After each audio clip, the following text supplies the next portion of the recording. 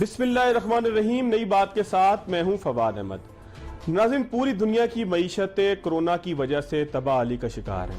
पाकिस्तान भी किसी सूरत महफूज नहीं। पाकिस्तान की मईशत भी कोरोना के बाद हम ये देखते हैं कि मुश्किल हालात का शिकार है।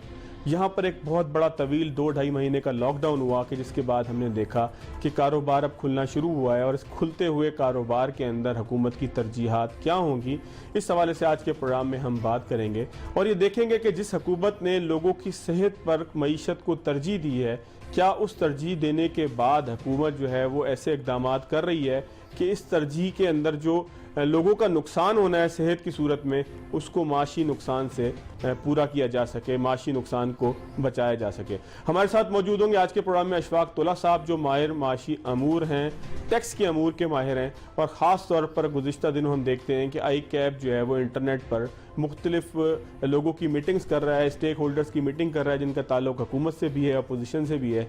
तो उन मीटिंग्स के अंदर क्या डिस्कशन हो रही है, क्या तजावीज़ मुरतब हो रही हैं लोगों का, ख़ास तौर पर हुकूमती लोगों का, स्टेट बैंक के गवर्नर का, जो माशी अमूर के हमारे मुशीर हैं हफीज़ शेख साहब, उनका क्या रवैया है, वो क्या समझते हैं कि इस बहरान से अपॉर्चुनिटी क्या हमें हासिल होगी और मईशत को हम आगे कैसे लेके चलेंगे। अशफाक तोला साहब से गुफ्तगू शुरू करते हैं। बहुत शुक्रिया अशफाक तोला साहब। तोला साहब, आप लोग मुस्तकिल आई कैब के प्लेटफॉर्म से उसके मॉडरेटर भी आप हैं, मुख्तलिफ जो है वो जूम की मीटिंग्स कर रहे हैं अरबाब इख्तियार के साथ भी और अपोजिशन के साथ भी। जो पहले इससे पहले जो मईशत के माहिरीन थे, यानी कि मिफ्ता इस्माइल साहब का अगर हम तस्करा करें, उनसे भी आपने बात की।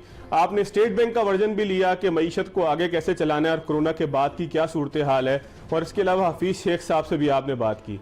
एक एक करके तीनों की तरफ आते हैं। हफीज़ शेख साहब से जो आपकी बात हुई, जाहिर है कि इस वक्त मईशत का स्टीयरिंग उन्हीं के हाथ में, बेशक के इमरान खान साहब हुकूमत के सरबराह हैं, लेकिन हफीज़ शेख साहब की अहमियत से कोई इनकार नहीं कर सकता। बाइख्तियार किस्म के जो है वो वज़ीर ख़जाना या मुशीर ख़जाना है।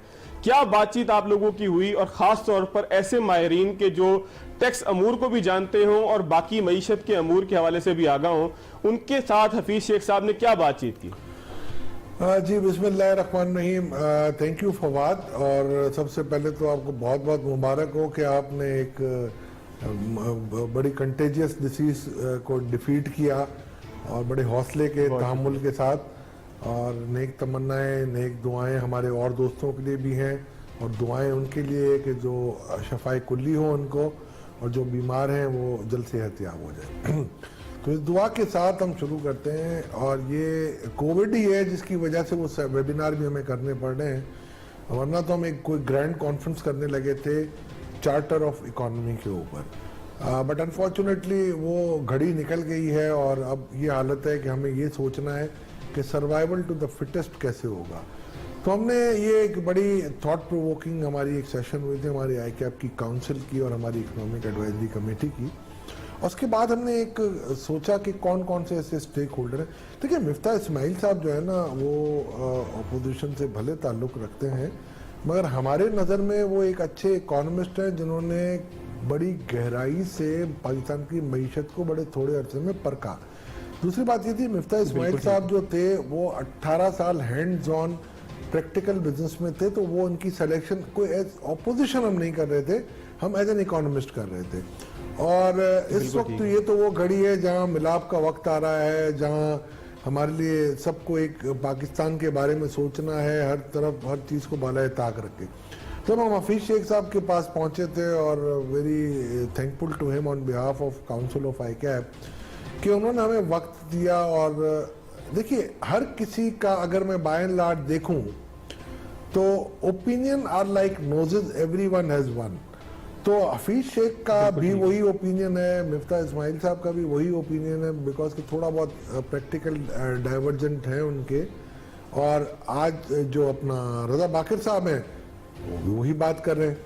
तो अब एक्चुअली इशू ये है कि हफीज़ शेख साहब का ये कहना है कि perceive an opportunity from adversity, और उसमें वो यही कह रहे हैं कि जी देखें, कुछ चीज़ें हमारे एडवर्सिटी में आई हैं, एग्रीगेट डिमांड हमारी कम हुई है, सप्लाई को मैनेज करना, क्योंकि एम्प्लॉयमेंट लेवल को बढ़ाना बहुत मुश्किल है हमारे लिए। अभी हम इस वक्त इतने बड़े बजट डेफिसिट के साथ, सोशल सेफ्टी नेट हमारा कम है, उसके साथ इन रिसोर्सेज को मैनेज करना और उसकी ट्रेड ऑफ करना is very difficult for us.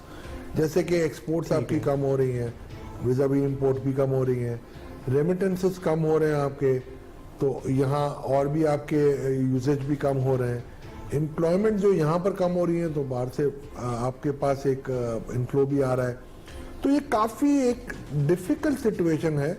और अगर आपको याद हो, आपके शो से ही हमने मार्च में और अप्रैल में जब हमने ये आपके शो में बात की थी, और मेरा एक ओपिनियन था कि 0.38% तक नेगेटिव जाएगी आपकी जीडीपी ग्रोथ। ठीक है। और उस वक्त आपने देखा होगा आईएमएफ या वर्ल्ड बैंक या हमारे कुछ इंडिपेंडेंट इकोनॉमिस्ट वो सब कह रहे थे कि नहीं, कुछ बहुत ज़्यादा कह रहे थे, कुछ बहुत कम कह रहे थे, और कुछ कह रहे थे नहीं नेगेटिव नहीं जाएगी। गवर्नमेंट का भी ये स्टैंड था।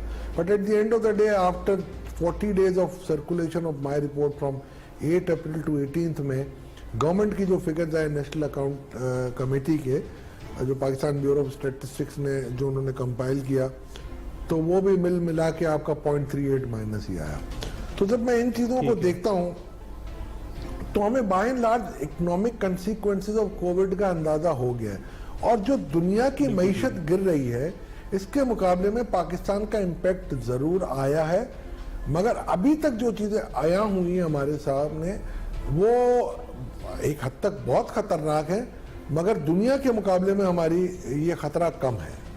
तो हफीज शेख साहब भी इसी ओपिनियन पे थे कि जी अपॉर्चुनिटी भी है, एडवर्सिटी भी है, बट हमें अब उनको कैसे कैपिटलाइज करना है, और अब आपको किस तरीके से अपने खर्चों को कम करके आप किस तरीके से अपनी रेवेन्यूज को बेटर यूटिलाइज या ऑप्टिमम यूटिलाइज कर सकते हैं, वो इनका। अच्छा, अभी जो हाल ही में स्टील मिल का एक डिसीजन हुआ है कि स्टील मिल के तमाम मुलाजमीन 9-10 हज़ार मुलाजमीन जो है इनको फारिग किया जाए, तो जो आप कह रहे हैं कि खर्चों को कम करने का मामला है, तो क्या वो बेरोजगारी की सूरत में भी आ सकता है कि जो इदारे सरकारी इंटरप्राइजेज जो हैं जो फायदेमंद नहीं है बल्कि नुकसान है, मईशत पे बोझ है, जिसका पहला जो है वो हमने देखा कि स्टील मिल के हवाले से भी एक डिसीजन आया है, तो क्या इस तरफ भी जाया जाएगा कि जो नुकसान देने वाले इदारे हैं हुकूमत उनको बंद करेगी, चाहे फिर वो कोई किसी के भी हो, कितना बड़ा उसका पॉलिटिकल इन्फ्लुएंस हो या कितना उसके ऊपर एहतजाज हो? मेरा ख्याल है ये शायद कोई फाइनलाइजेशन नहीं है, क्योंकि मैं इस वसूख के साथ तो ज़रूर कह सकता हूँ कि प्राइवेटाइजेशन के बोर्ड का मेंबर मैं भी हूँ। ऐसी कोई बात मेरे सामने से अभी तक नहीं गुजरी है फवाद। मैं नहीं समझता कि स्टील मिल की तो हम प्राइवेटाइजेशन या लॉन्ग टर्म लीज की बातें कर रहे हैं तो एट दिस जंक्चर हम सारे एम्प्लॉयज़ को फारिग कर दें। मेरा ख्याल है अगर आप देखेंगे ना तो ग्रेजुअली रिटायरमेंट आ रही है लोगों की ना, तो और 4-5 साल से ये बंद है। ये तो आप मानेंगे कि ये मईशत पे हमारे इस वक्त कंट्रीब्यूशन उनकी नहीं है, तो मैं नहीं समझता कि अभी इस किस्म का कोई प्रिंसिपल डिसीजन हुआ होगा।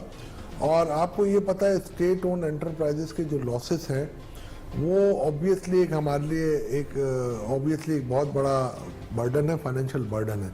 बस का मतलब हरगिज़ ये नहीं होना चाहिए कि हम उनके एम्प्लॉयज़ को निकाल के अनएम्प्लॉयमेंट में इजाफा करें। मैं ये समझता हूँ कि इसके बहुत बेहतर तरीके से आप नताइज ला सकते हैं और आपको प्राइवेटाइजेशन की तरफ ज़्यादा एग्रेसिवली परसू करना पड़ेगा।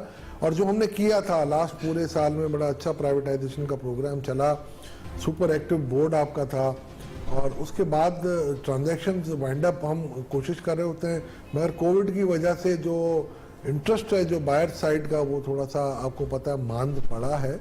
मगर मेरा ख्याल है आने वाले सालों में ये काफ़ी स्पीड पकड़ेगा।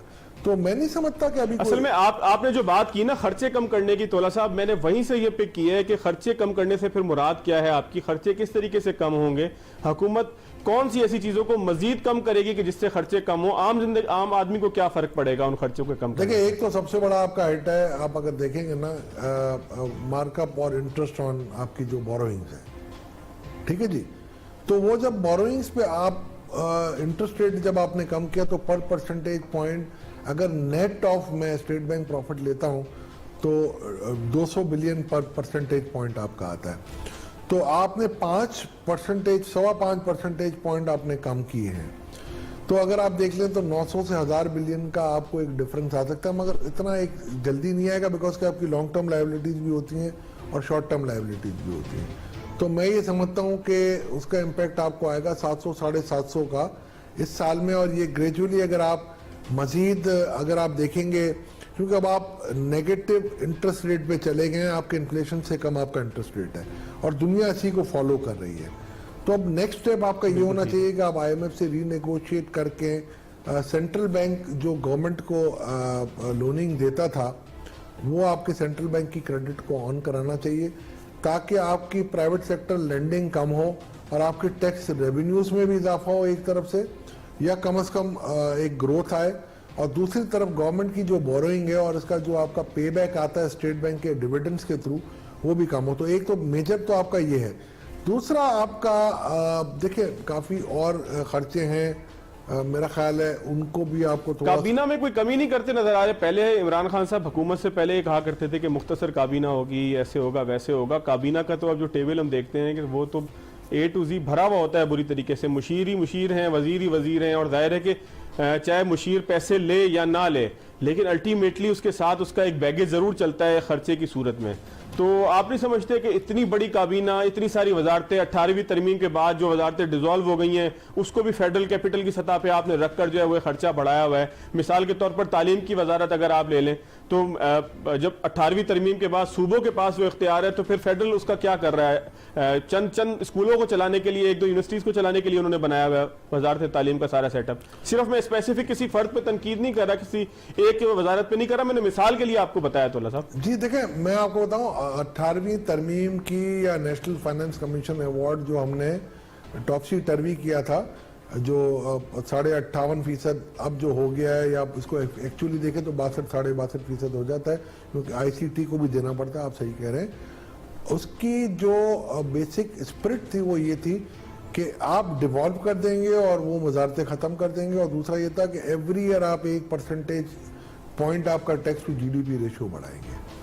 तो टैक्स टू GDP आपका नहीं बढ़ रहा, वहीं लिंगर ऑन आप कर रहे हैं, और वजारतें डिवॉल्व आप करने के बावजूद एक्सपेंडिचर कर रहे हैं। बिल्कुल आपकी बात सही है, मगर देखें ये मैं आपकी बात से एग्री भी करता हूं, मगर ये एक बिल्कुल सिंबॉलिक खर्चे तो कम हो जाएंगे आपके, बट एक्चुअल एसेंस जो आपके हैं ना वो 3-4 बड़े हेड्स हैं। जो सबसे बड़ा इंटरेस्ट पेमेंट का आपका है, दूसरा आपका डिफेंस का देखें हम अनफॉर्चुनेटली पिछले साल नहीं बढ़ा सके, मैं समझता हूँ इस साल आपको ड्यू वेटेज देनी पड़ेगी डिफेंस को भी।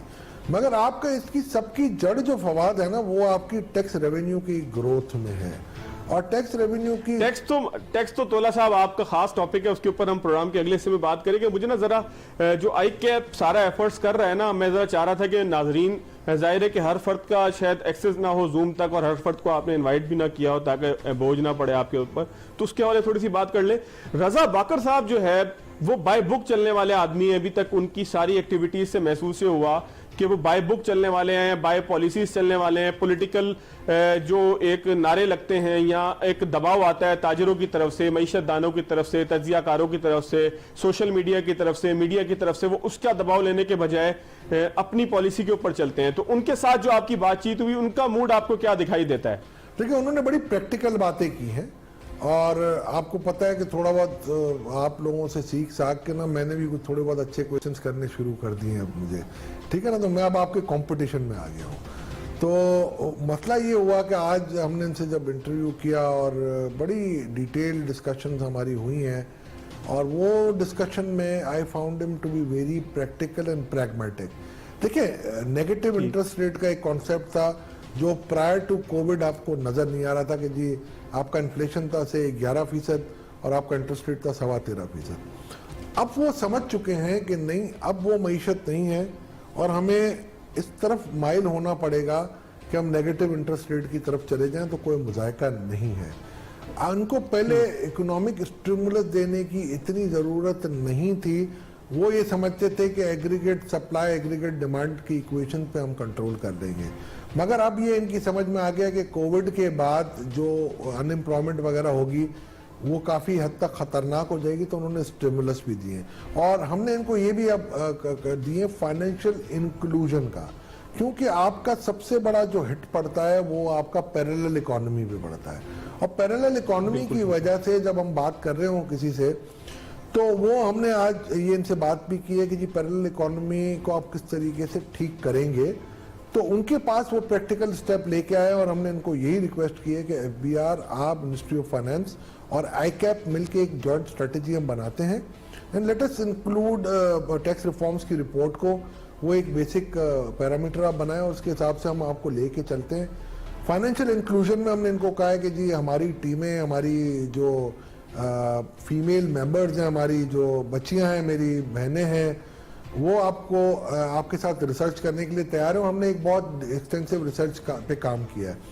दूसरा, जब हमने इनसे ये भी कहा कि जी रीर और नीर के बेस पे आप जो एक्सचेंज कर रहे हैं, आप फॉरेन एक्सचेंज को मैनेज कर रहे हैं, तो वो भी एक इफेक्टिव टूल होना चाहिए, बिकॉज कि आपके जो नॉन रेसिडेंट पाकिस्तानी जो हैं और हमारा डायस्पोरा है जो फॉरेन मेंबर्स का, वो ये कहते हैं कि जी आप हमें इंसेंटिवाइज करें तो हम पाकिस्तान में अपने डिपॉजिट रखने के लिए तैयार हैं, बिकॉज कि अगर हमें इतना बड़ा डिवेल्यूएशन ना हो जाए कोई कि हमें वो है ना रोजे बख्शवाने जाएं और रोजे गले पड़ जाएं, तो ये चक्कर ना हो। तो उस पर भी ये फ्रेमवर्क पे काम कर रहे हैं, डिजिटल अकाउंट्स पे।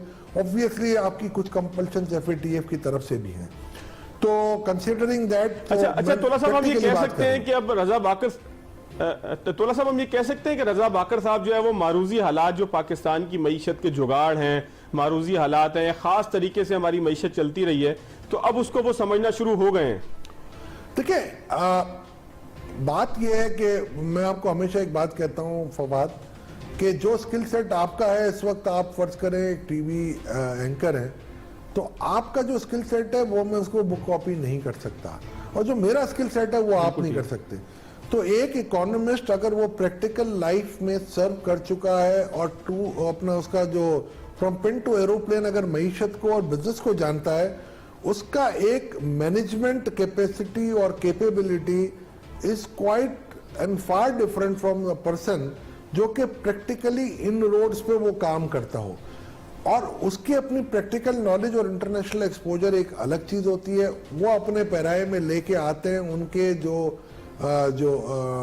स्ट्रॉन्ग पॉइंट्स हैं वो ये होते हैं, इनका इंटरनेशनल एक्सपोजर होते हैं और वो उन सिचुएशंस को देख चुके होते हैं। मगर जो प्रैक्टिकली यहाँ देखते हैं, तोला साहब हमारी मईशत की ब्रेक ले लूं मैं, वो खासा ये है कि हमारी मईशत की, हमारी जो मुतवाजी मईशत या पैरेलल इकोनॉमी है वो बहुत बड़ी है। तो मैं उनको यही बावर कराने की कोशिश कर रहा हूँ और लोग भी यही बावर करा रहे हैं कि ये प्रैक्टिकल लाइफ है पाकिस्तान की, उसको हमें किस तरीके से मोल्ड करना है, आप उसके साथ बैठ के चलें। अच्छा तोला साहब, एक छोटा सा ब्रेक लेता हूं। मैंने मिफ्ता इस्माइल साहब की क्या राय थी, क्योंकि उन्होंने बिल्कुल आखिरी अयाम में जब क्राइसिस आ गया था उस वक्त मईशत को चलाया था, और दूसरी बात यह कि वो कराची के एक बड़े इंडस्ट्रियलिस्ट भी हैं, जाहिर है कि वो सारा माइंडसेट भी उनके साथ है। एक ब्रेक लेते हैं नाज़रीन, ब्रेक के बाद आएंगे तो मिफ्ता इस्माइल साहब से अशफाक तोला साहब और आई कैप की जो पूरी टीम थी उसने किन चीज़ों के ऊपर डिस्कशन की, मिफ्ता साहब की तजावीज़ क्या थी, उसमें अपोजिशन का मौक़िफ़ भी आ जाएगा, कराची के एक बड़े इंडस्ट्रियलिस्ट का मौक़िफ़ भी आ जाएगा और साबिक मुशीर ख़जाना का मौक़िफ़ भी आ जाएगा। तो एक ब्रेक लेते हैं, ब्रेक के बाद आते हैं।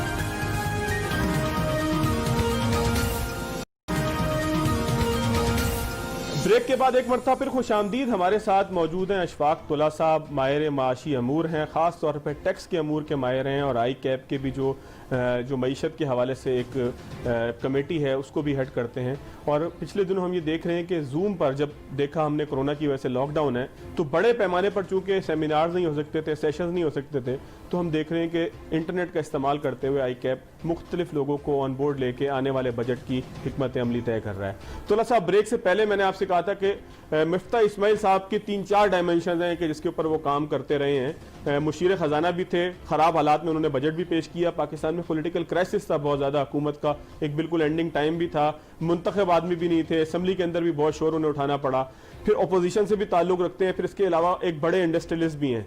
तो इन तीनों चारों माइंडसेट के साथ जब मिफ्ता इस्माइल साहब से आपने बात की तो उनका क्या कहना था हुकूमत की पॉलिसियों के हवाले से भी, और आइंदा वो क्या तजवीज़ करते रहे? देखिए, मिफ्ता इस्माइल साहब का 18 साल का अपना हैंड्स ऑन एक्सपीरियंस है बिफोर ज्वाइनिंग द पॉलिटिक्स, और मिफ्ता इस्माइल साहब ने वो पूरा एक कल्चर देखा है जो ग्राउंड रियलिटी के ऊपर बेस करता है, जैसे मैंने आपको कहा मतवाजी मईशत के ऊपर।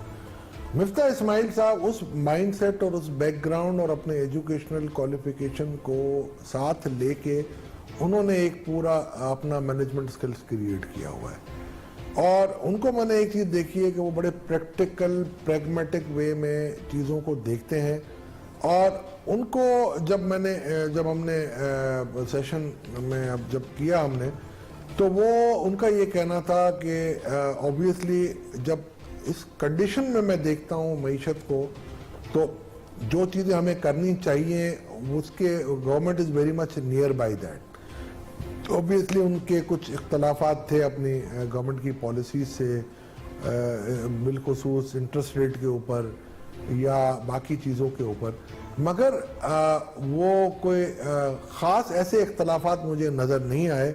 और मैं आपको एक बात कह सकता हूँ कि आज के दौर की रेसिपी, चाहे मेरी ये रेसिपी फवाद आपके प्रोग्राम इस बात की अक्कासी गम्माजी और इसकी शहादतें देते रहेंगे कि मैंने डे वन से एक बात की थी कि मईशत की जो कामयाबी इस बात में पिन्हा होगी आपकी कि आप अपने शरह सूद को कम रखिए और आप अपनी आपकी जो एक्सचेंज रेगुलेशन को स्ट्रॉन्ग कीजिए और करेंसी पैरिटी को जितना नीचे ला सकते हैं ले आइए।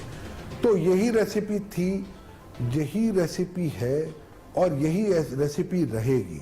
और यही रेसिपी देखिए, मिफ्ता साहब को भी मैं ये बात जब मैं करता हूँ तो शायद मेरा ख्याल है मैं हक बजानिब था कि आपने जब अपना डिवैल्यूएशन की अनअनाउंस्ड 5% की, या जब आपने इंटरेस्ट रेट बढ़ाए थे, तो उनका ये कहना होता है हमेशा कि जी कि मैं तो ये चाह रहा था कि जब IMF के पास कोई भी नई गवर्नमेंट जाए तो उसकी प्रिपरेशन तैयार हो। और उस वक्त मेरा यही इख्तलाफ होता था ICAP के बजट सेमिनार्स में कि मैं ये कहता था कि नहीं, if you will do this they will say do more. तो ये नो मोर डू मोर की जंग में आप कौम पिस जाएगी। और यही एंड में हुआ। आपने देखा होगा जब असद उमर साहब गए और जब उन्होंने कहा डू मोर तो फिर डू मोर, फिर डू मोर तो फिर डू मोर, और फिर ये डू मोर जो था ना वो ज्योमेट्रिक प्रोग्रेशन में चलता रहा और मईशत आपकी जो है ना वो 9 पिन की तरह फॉल होती गई। तो अब आप मेरा ख्याल है थोड़ा सा आपके तज्ज़िये की तरफ आते हैं। अभी तक तो आपने उस सारी जो जिन सेमिनार्स को, जिन वेब सेमिनार्स को आप जो है वो कंडक्ट करते रहे, उसकी सही थोड़ी दास्तान थी, उसमें आपका तज्ज़िया भी था। अब थोड़ा सा खालिस आपका तज्ज़िया आ जाए। हुकूमत ने एक फैसला किया कि हमने लोगों को कोरोना से बचाने के बजाय मुल्क की मईशत को बचाना है, यानी कि लॉकडाउन नहीं करना उस बड़े पैमाने पर, उस सख्त पैमाने पर। और जिस वक्त लॉकडाउन की सबसे ज़्यादा ज़रूरत थी, जाहिर है कि अब लॉकडाउन नहीं है, अब हम तमाम चीज़ें ओपन कर रहे हैं, हम सयाहत को भी ओपन करना चाहते हैं, हमने पब्लिक ट्रांसपोर्ट भी ओपन हो रही है, सिवाय स्कूल कॉलेज के तकरीबन सब कुछ ही ओपन है। यानी कि हमने अपनी मईशत को चलाने का फैसला किया है बजाय इसके कि हम कोरोना लॉकडाउन की तरफ जाते। तो ये इस पॉलिसी का जो इम्पैक्ट है पाकिस्तान की मईशत पे किस हद तक ठीक पड़ेगा, क्योंकि लोग अगर बहुत बड़े पैमाने पर बीमार हो जाएंगे तो चलाने वाला मुल्क को कोई होगा नहीं। तो आप जाती राय में इसको सारे हालात को मद्देनजर रखते हुए क्या समझते हैं? फवाद, मेरी जाती राय है। मैं ये देखें, पहले मैं कहता हूँ ICAP की कोई राय नहीं है इसमें, मेरी अपनी जाती राय है। मेरा एक आर्टिकल अभी छपा था बिजनेस रिकॉर्डर्स में, आपने पढ़ा होगा कि टू लॉकडाउन और नॉट एन इकोनॉमिक पर्सपेक्टिव, ठीक है ना। मैं ये समझता हूँ कि ये प्रिविलेज हमें डॉक्टर्स को देना चाहिए था कि वो क्या डिसीजन करते हैं। मैं सिर्फ अपना एक इकोनॉमिक रन डाउन दे सकता हूँ आपको कि हमने एक एनालिसिस की थी जो कि पब्लिश्ड है, कोई ऐसी बात मैं ढकी छुपी नहीं कह रहा, कि हम चाहते अगर और हम उसको सही मायनों में देखते तो उसकी cost of the lockdown per month 678 अरब रुपए आ रही थी। और ये कैलकुलेशन के साथ है, आपका हाउस होल्ड सर्वे था, इकोनॉमिक इंटीग्रिटी सर्वे आपका था 2016 का, और सेंसस 2017 के हिसाब से हमने उसको किया था। उन्हीं के बेस पे 24,238 हाउस होल्ड के सर्वे पे और 32.21 मिलियन हाउस होल्ड जो आपके सेंसस में दिए हुए थे, उसके 5 इनकम ग्रुप में हमने बना के दिया था। और हमने एक और बात की थी, और मैं करता रहूँगा इस बात को, कि जब हम कर रहे थे ये हाउस होल्ड सर्वे और जब हमने देखा इस बात को, तो हमें इस बात की अंदाज़ा हुआ कि ये गवर्नमेंट के ऊपर एक बर्डन पड़ सकता है नोट प्रिंटिंग का। तो कुछ गवर्नमेंट ने काफ़ी अच्छी स्कीम्स निकाली, और आज भी मैं गवर्नर साहब से यही सवालात कर रहा था कि आप जो इंसेंटिव स्कीम दे रहे हैं उसमें बैंक 3% ले जाते हैं, तो लोग कहाँ जाएंगे? हमें सोने से बनवाई महंगी हो रही है अब हमारे पास। आपका पॉलिसी रेट 8% है और लॉन्ग टर्म इन्वेस्टमेंट मुझे जो फिक्स इन्वेस्टमेंट दे रहे हैं वो 7% है, तो मैं तो कोई फायदा ही नहीं हो रहा मुझे। तो बिल्कुल कुछ ठीक है। चीजें ऐसी थी कि जो मेरा ख्याल है गवर्नमेंट, और उन्होंने कहा कि बिल्कुल अप्रिशिएट किया, उन्होंने कहा हम रीथिंक कर रहे हैं। हमने ये कहा कि देखें, note printing is the only solution. देखें, अमेरिकन मईशत में भी अभी ये होगा। और जब आप ग्रेट डिप्रेशन को देखेंगे, 1920 में गवर्नमेंट ऑफ अमेरिका ने, यूनाइटेड स्टेट ने एक गलती की थी कि नोट प्रिंट कर लिए थे जब उनकी इकॉनमी बूम पे थी। तो उसने उस नोट प्रिंटिंग की वजह से जब सप्लाई ऑफ मनी ज्यादा हुई तो उसको इन्फ्लेशनरी इम्पैक्ट आ गए। जब 29 में आपका रिसेशन आया और जब लगा कि वो डिप्रेशन की तरफ ट्रांसलेट हो रहा है, और जब उनको कहा गया तो उस वक्त इन्होंने ये फैसला किया कि हम नोट नहीं छापेंगे। जब सप्लाई ऑफ मनी घटी, इवेंट डिफरेंट थे, तो वो डिप्रेशन में, और डिप्रेशन से ग्रेट डिप्रेशन में आया, और फिर वर्ल्ड वॉर हुई, और फिर मईशत तबाह हुई। उसको उठाते उठाते उनको काफ़ी अरसा लगा, और जो वही आपका जो है ना वो IMF की तख्लीक का बायस बना। तो मैं आपको ये कह रहा हूँ, हालात को मद्देनजर रखते हुए मैं ये समझता हूँ कि इस वक्त ये आपके लिए आइडियल चांस था कि आप 1 महीने का स्ट्रिक्ट लॉकडाउन करें। मगर जो हमारे जो इकोनॉमिक मैनेजर्स हैं या जो हमारे पॉलिटिकल मैनेजर्स हैं, उनका ये कहना था कि लॉकडाउन सिर्फ चाइना की डिसिप्लिन्ड इकोनॉमी में या कोरिया में या एक न्यूजीलैंड में यहाँ काम आया। बाकी हमारा जो सोशल बिहेवियर है लोगों का, और जो हमारा कल्चरल बिहेवियर है, वो इस बात को एक्सेप्ट नहीं कर रहा कि लॉकडाउन होगा। और ये इस बात में देखें, आपने देखा होगा कि लॉकडाउन खोलने की एक बेसिक वजह बनी कि दिहाड़ीदार तबका या छाबड़ी वाले हमारे, वो मेरा ख्याल है हमें लग रहा था कि शायद उनके लिए बहुत बड़ी इकोनॉमिक क्राइसिस आ रही है। मैं जब हमने लॉकडाउन खोला आप ये नहीं समझते रमजान के, थोड़ा सा आप ये नहीं समझते कि गुलाबी लॉकडाउन की वजह से हमें नुकसान हुआ ना, हम डिसाइड नहीं कर पाए कि हमने किस एक्सट्रीम पर जाना है। आप एक दफा इंतहाई स्ट्रिक्ट लॉकडाउन करते, कम से कम लोकल ट्रांसमिशन तो रुकती ना। जो लोग बाहर से आते उनकी 14-15 दिन की एक बीमारी होती, उसके बाद वो ठीक होते। पूरी इस वक्त इस हद तक हम लोग ना चले जाते कि लाखों के करीब केस पहुंच रहे हैं। हमने दिहाड़ीदार तबके को बेरोजगार भी कर दिया। उसके बाद मईशत जिस वक्त खोली है उसके पास अब कुछ भी नहीं है और बीमार भी हो रहा है। मतलब मैं अगर आपको अपनी पर्सनल बात बताऊं, मैं जिस वक्त सेहतयाब हुआ, लोगों ने मुझसे पूछना शुरू किया कि यार क्या करना है, कैसे करना है, हम बीमार हो गए, हमें अलामात आ रही है, क्या करना है। उसमें जब मैंने बहुत सारे लोगों को कहा जिन्होंने मुझे फोन किए, इंटरनेट पर राब्ता किया, फेसबुक पर राब्ता किया, मैंने उनसे कहा कि जी आप आइसोलेट हो जाएं अगर आपको अलामात आ रही है, कुछ दिन बाद टेस्ट कराइएगा। तो लोगों ने कहा कि आइसोलेट कहाँ हूं, हमारा तो एक कमरे का घर है। तो ये जिस वक्त आपकी आवाम की सूरत हाल हो, गुर्बत की सूरत हाल हो कि लोगों के पास आइसोलेट होने की जगह ना हो, खाने पीने के लिए उनके पास पैसा ना हो, तो आप लॉकडाउन की इतनी तवील अयाशी कैसे कर सकते हैं? आपने तो अपनी गलत पॉलिसी की वजह से लॉकडाउन को जाया कर दिया। आप नहीं समझते कि हमने दोहरा नुकसान किया है, लॉकडाउन को जाया भी किया है और अब जो है वो बीमार भी हो रहे हैं। फवाद देखो, मैं आपको बहुत प्रैक्टिकल एक बात बताता हूँ। आपको जब ये लोग पूछते हैं ना, तो उनसे आप थोड़ा सा रिक्वेस्ट, ये भी मेरी तरफ से भी सवाल पूछ लीजिएगा। वही मैं आपकी तरफ जब बात कर रहा था, दिहाड़ीदार और छाबड़ी वाले, जिसको हम हमेशा डे टू डे टर्म आप सबको याद होगी पूरी कौम को, तो उनका ये हुआ कि जब आखिरी अशरा आपने खोला तो जितने भी लो इनकम ग्रुप और ये तबका जिसकी वजह से ये लॉकडाउन खोला गया, जो मैं आपको जो हम देखते हैं हमारी प्रेस कॉन्फ्रेंसेस में, उसमें आप देखेंगे सबसे ज्यादा जो शॉपिंग की है ईद की उन्होंने की है।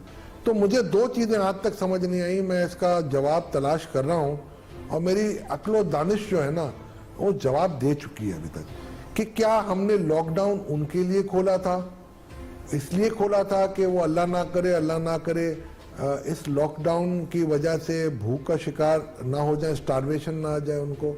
और जब हमने खोला तो सबसे ज्यादा जो परचेजिंग पावर था वो उन्हीं के पास निकला और उन्होंने रच के शॉपिंग की है और बंदे पे बंदा चढ़ा हुआ था। और उनको जब बात करते थे कि भाई को खुदा का खौफ करो, क्या कर रहे हो, तो वो कहते यार होने कुछ भी नहीं होना। तो मैं आपको सिर्फ एक बात बताऊं, वो तबका खुद निकला है। अब मेरी एज ए इकोनॉमिक मैनेजर या थोड़ा बहुत जो मेरी अक्ल दानिश काम कर रही है, वो डॉक्टर सही कह रहे थे कि क्या आप हमें सड़कों पे इलाज करवाएंगे, क्या करेंगे आप। अल्लाह करे मेरी बात गलत हो, या तो अब आपके पास टाइम है मेरा ख्याल है 8, 10, 15 दिन का, कि आपको मेडिकल आपकी फैसिलिटीज़ को है ना रैंप अप करना पड़ेगा इन वेरी क्विक टाइम। और अगर आप नहीं कर सकेंगे तो इट विल बी, मैं समझता हूँ ये काफ़ी एक बड़ा अलमिया हो सकता है हमारे लिए इन टाइम्स टू कम। और वही मैंने जो अच्छा तोला साहब एक छोटा सा ब्रेक लेते हैं। मैंने आपसे आने वाले बजट के ऊपर थोड़ी सी बात करनी है, एक ब्रेक लेते हैं, बजट के हवाले से आपका तजिया लेना है, क्योंकि इससे पहले पिछले साल और उससे पिछले साल जो भी बातें आपने की थी अमली तौर पर जब हमने देखा फिस्कल ईयर एंड हुआ तो आपकी बातें अगर 100% नहीं तो कम से कम 90% जो है वो उनमें सदाकत साबित हुई और वक्त ने उसको सच साबित किया। एक ब्रेक लेते हैं, उसके बाद जो आने वाला बजट है उसके हवाले से आपका मुख्तसर तजिया लेते हैं। ब्रेक के बाद एक बार फिर खुशामदीद। हमारे साथ मौजूद हैं अशफाक तोला साहब, माहिर माशी अमूर हैं। उनसे आने वाले बजट के हवाले से और इस वक्त जो पाकिस्तान की मईशत की सूरत हाल है उसके हवाले से बड़ी सेर हासिल गुफ्तगू हो रही है। प्रोग्राम के इस हिस्से में तोला साहब से ज़रा आने वाले बजट के हवाले से मालूम करते हैं। तोला साहब, जो बजट अब आ रहा है यानी कि अब कुछ अरसे में आया ही चाहता है, आप उस हवाले से मुख्तलिफ जावियों का जायज़ा भी ले रहे हैं। कोरोना के बाद दुनिया की सूरत हाल भी मुख्तलिफ है, तो आने वाले बजट के हवाले से आप क्या समझते हैं कि हुकूमत की तैयारी कैसी है, और ख़ास तौर पर जो टैक्स आपका एक बुनियादी शोबा है टैक्स के अमूर के हवाले से, तो आपको क्या लगता है कि कुछ रिलीफ देने का मूड है गवर्नमेंट का, या जो है वो टैक्सों की शरह यही बरकरार रहेगी या मजीद टैक्स लगाए जाएंगे?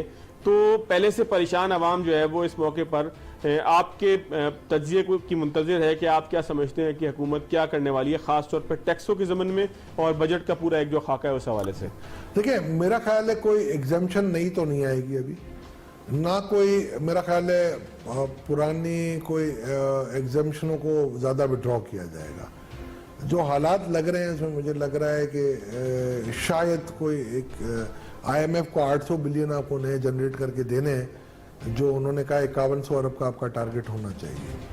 और अगर मैं देखूं, अगर 3900 अरब अगर मैं कलेक्ट करता हूं, जो थर्ड डिवीजन टारगेट के बाद अब आ चुका है IMF की तरफ से भी कि इससे ज़्यादा आप नहीं कर सकते, और अगर मैं 8% का इन्फ्लेशन और 2% की GDP ग्रोथ देखूं अगर मैं, तो 10% का मतलब है आप पहुंच रहे हैं 4300 की तरफ। और 4300 पे अगर मैं 800 को देखूं तो 5100 देखूं तो मुझे 800 के नए टैक्सेस लगाने हैं। अगर मैं इन टैक्सेस को देखता हूं तो एक तो आपको टैक्स सिस्टम में आपको रोबोस्ट बना के डिसिप्लिन लाना पड़ेगा। दूसरा मेरा ख्याल है कोई कंसेशन विड्रॉ नहीं होंगे, ना कोई बहुत ज़्यादा नए टैक्सेस लगेंगे। जो मैं समझता हूँ कुछ आसानियाँ पैदा की जाएंगी बिजनेस एनवायरनमेंट में, और कुछ एंटी स्मगलिंग के जो एक्ट्स हैं वो आएंगे। तीसरा शायद रिमोट चांस है कि कोई शायद, मैं उसको कोई सर्टिनिटी के साथ नहीं करा, जो मेरा एक अंदाज़ा है कि कोई टेम्पररी वेल्थ टैक्स टाइप की कोई चीज़ आ जाए। और बाकी है कि कुछ जो सेल्स टैक्स हैं जो अनऑर्गेनाइज और अनरजिस्टर्ड जो आपके हैं उसके जो फर्दर टैक्स वगैरह होते हैं उसमें कुछ रिडक्शन आ जाए, कुछ विद होल्डिंग टैक्स रिजीम के अंदर थोड़ी बहुत अमेंडमेंट आ जाए और कुछ कंसेशन, कुछ मराहत मिल जाएं। मगर बाय एंड लार्ज गुंजाइश नहीं है फवाद इनके पास, ना ये कोई नया टैक्स लगा सकते हैं इस वक्त। तो अब अगर कंसेशन भी देना शुरू कर दें और नया टैक्स भी ना लगाएं तो फिर तो 3900 भी क्रॉस करना अगले साल के लिए मुश्किल होगा। और आप जब लास्ट ईयर स्टैगफ्लेशन में आ चुके थे, आपके प्रोग्राम में मैंने कहा था, अब आप अगर रिसेशन में हैं, जो कि एडमिटेड फैक्ट है, कहीं ऐसा ना हो आप डिप्रेशन में चले जाएं। तो अब कौम को ये देखना पड़ेगा कि अब डॉक्यूमेंटेशन की तरफ भी आना पड़ेगा और मईशत को भी मैनेज करना पड़ेगा। अब आपका जो है ना थोड़ा सा पीरियड जो है ना थोड़ा सा आजमाइश वाला होगा।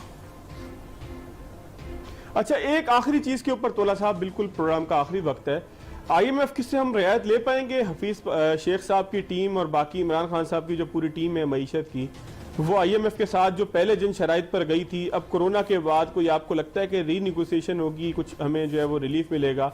अगर रिलीफ मिलेगा तो किन चीज़ों के ऊपर निगोसिएशन हो सकती है, किन चीज़ों के ऊपर हमें जो है वो रिलीफ मिल सकता है? क्योंकि कोरोना के बाद तो दुनिया बिल्कुल मुख्तलिफ हो गई है, मईशतें अब उस तरीके की नहीं रही है। तो बात देखिए, मैंने शायद 8 फरवरी को एक आर्टिकल बिजनेस रिकॉर्डर में लिखा था, can Pakistan economy survive without IMF, ठीक है जी। और उसमें पूरा एक रोड मैप मैंने दिया था अपना। अगेन मैं वही फिर आपको दोहराता चलूँ, ये मेरा वर्जन था, कोई it has nothing to do with any official version of ICAP। बात सिर्फ इतनी सी है, आप भी समझते हो और मैं भी समझता हूँ कि आईएमएफ की कंडीशंस जो होती हैं इज जस्ट टू इंश्योर कि उनका कर्जा वापस होगा, या उनकी वजह से, उनकी क्रेडिबिलिटी देने की वजह से दूसरे लोग जो आपको कर्जा दे रहे हैं उनके कर्जे की वापसी सबसे बड़ी बात। दूसरी बात ये होती है कि डॉक्यूमेंटेशन ऑफ इकोनॉमी, और तीसरा ये होता है कि न्यू क्लासिकल थ्योरी, आपको भी पता है, मैं हमेशा कहता रहता हूँ कि ग्रोथ स्लो, आप हायर इंटरेस्ट रेट कर दें और सेविंग कल्चर को ले आए, और फिर आप स्लोली ये रिवर्स मोड में है। तो हमारी इकोनॉमी में, जो मैं पहले भी कह चुका था जब ये एग्रीमेंट हो रहा था, कि ये पहला स्टेप तो हो जाएगा, वो डैमेज कर जाएगा, दूसरा स्टेप बहुत मुश्किल ही आएगा। तो ये तो आपने देखा था कोरोना के आने से पहले ही आईएमएफ के प्रोग्राम के हम टारगेट्स मीट नहीं कर पा रहे थे। वो ठीक है, रज़ा बाक़िर साहब का ये कहना मैं इससे इख्तलाफ करूँगा, क्योंकि उनका अपना एक ये था कि नहीं जी हम बहुत अच्छा जा रहे थे। मैं ये समझता हूँ उस वक्त भी हमारे लिए बेंचमार्किंग मुश्किल थी, और सबसे बड़ा हमारा मसला था टैक्स टारगेट का। जब मैं ये कहूँ कि मेरी इनकम डिस्पोजेबल इनकम नहीं होगी, और दूसरा आपको आपकी रेसिपी जो है, मैं आपको बड़े मादरत के साथ ये कहता हूँ, ये मेरा पर्सनल व्यू है, अगेन मैं आपको फिर कह रहा हूँ, जो भी व्यूज़ मैंने एक्सप्रेस किए हैं, माँ सिवाय उसके जो आईएमएफ के पब्लिश्ड डॉक्यूमेंट में जो चीज़ें लिखी हुई हैं वो सारे मेरे पर्सनल व्यूज़ हैं। तो मैंने हमेशा एक बात की है कि एनएफसी अवार्ड को आपको फाइन ट्यूनिंग दोबारा करनी पड़ेगी, इस पर आपको बन गया है। और मैं ये नहीं कहता कि सूबों का शेयर आप क्लिप करें, आप इसके ऊपर कोई ब्रेनस्टॉर्मिंग करें, और कुछ चीज़ें, शेयर की डेफिनेशन भी थोड़ी सी ना under article 161 of constitution of Pakistan को थोड़ा सा हमें देखना पड़ेगा कि शेयर का मतलब क्या पैसे का शेयर है कि परसेंटेज शेयर है। तो ये रेफरेंस है, आरिफ अलवी साहब दे सकते हैं ऑनरेबल सुप्रीम कोर्ट को, और वो उसका जवाब दे सकते हैं। बाकी आपको ये देखना पड़ेगा कि डिफेंस आपका जो है वो एक मुनसल कौम आपने देखना है, और आपकी सिक्योरिटी पूरे चारों सूबों की, गिलगित बल्तिस्तान, आज़ाद कश्मीर की, इस्लामाबाद की, सबकी है। तो क्या ये जिम्मेदारी नहीं है हम सबकी कि हम कंट्रीब्यूट करें इसमें? अच्छा, हम प्राइवेटाइजेशन के खिलाफ रहे, एसओईज जो हमारी जो थे अपना जो स्टेट ओन एंटरप्राइजेस, उसमें काफ़ी हद तक आपको पता है ये जो लॉसेस हो रहे हैं, और हम प्राइवेटाइजेशन को पॉलिटिकल एजेंडा के तौर पे हमेशा मुखालफत करते आ रहे हैं। तो ठीक है, अब हर पार्टी हर सूबे में मौजूद है, मुस्लिम लीग नून 2 जगह मौजूद है, तहरीक इंसाफ है, पीपल्स पार्टी है, तो और बाकी भी पार्टियां इसकी मुखालफत कर रही हैं। तो क्या सूबों को उसका बोझ बर्दाश्त नहीं करना चाहिए? ये जो सब्सिडीज दी जाती हैं इलेक्ट्रिसिटी की मद में, तो क्या सूबों को उनका बोझ बर्दाश्त नहीं करना चाहिए? तो इन लाइंस पे हमें सोचना होगा। We have to be out of box, और in fact beyond out of box. तो ये कुछ चीज़ें हैं जो मईशत को इम्प्रूव कर सकती हैं आपकी, और मैं समझता हूँ आपकी नस्लों का जो प्रोग्रेस का राज है ना, वो इन्हीं चीज़ों पे मुयस्सर करेगा, आपका मुयस्सर होगा। अच्छा, एक तो इसको सवाल को दूसरी तरह लेते हैं। आपको लगता है कि वफाकी हुकूमत इस हवाले से कुछ करने के लिए संजीदा है? फवाद, मैं कह नहीं सकता, बिकॉज के हमारी वफाकी हुकूमत में माशाल्लाह बड़े इंटेलिजेंट लोग बैठे हुए हैं, और ये मैं तो कोई पॉलिसी का पार्ट नहीं हूँ, आपको पता है। मगर मेरी अपनी ये आजिज राय है कि आपको चीज़ों को ना कंप्रोमाइजिंग वे में लेके चलना पड़ेगा। अगर आप नहीं चलेंगे, और ये कहीं ऐसा ना हो कि हम सिर्फ जो है ना अपनी मैं के चक्रों में ना हमारी मुल्क की मईशत को कोई कारी ज़र्ब लगा दें। 18वीं तरमीम बहुत अच्छा डॉक्यूमेंट है। सूबों को ये एक फेडरेशन बनाई है, था हमारे सारे सूबों ने हमारे पाकिस्तान के हक में वोट दिया था जब हम आए, फेडरेटिंग यूनिट बना। तो व्हाट आई एम सेइंग कि थोड़ा सा हमें जब देखें पिछला एनएफसी अवार्ड था, तो जो शेयरिंग का फार्मूला था वो भी चेंज हुआ था, तो हर सूबे ने बड़ा दिल दिखाया था। तो अब भी हमें वही चीज़, वो हमें जो है ना एक बड़े वुसअत के साथ हमें ये फैसले करने पड़ेंगे, बड़ी हमें यानी कि बड़े बड़े दिल, शेरों वाले दिल दिखाने पड़ेंगे। बस यही मैं कहूँगा। चले, बहुत शुक्रिया। अशफाक तौला साहब हमारे साथ मौजूद थे। मईशत के पूरा एक खाका जो है ख़ास तौर पे कोरोना के बाद, क्योंकि कोरोना लॉकडाउन ख़त्म हो चुका है और लॉकडाउन के बाद जो मईशत का एक पूरा खाका था उसके हवाले से दौला साहब से बहुत तफसीली बात हुई।